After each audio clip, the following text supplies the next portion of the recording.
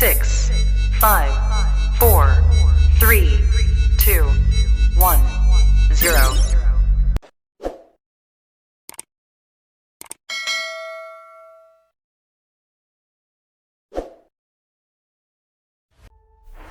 السلام عليكم ورحمة الله وبركاته متابعينا الكرام، أهلا ومرحبا بكم في فيديو جديد ومباراة جديدة وانطلاق مباريات دوري الأمم الأوروبية للمنتخب الفرنسي والمنتخب الإيطالي. ولكن قبل ما نعرف تفاصيل وموعد المباراة والقنوات الناقلة والمعلقين، توقع معنا في التعليقات من يفوز في هذه المباراة ويحصد 3 نقاط مهمين.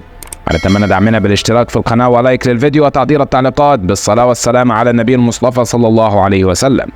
مباراة اليوم منتخب فرنسا أمام منتخب إيطاليا ضمن مباريات الجولة الأولى ودوري الأمم الأوروبية. المباراة على ملعب بارك دي برانس.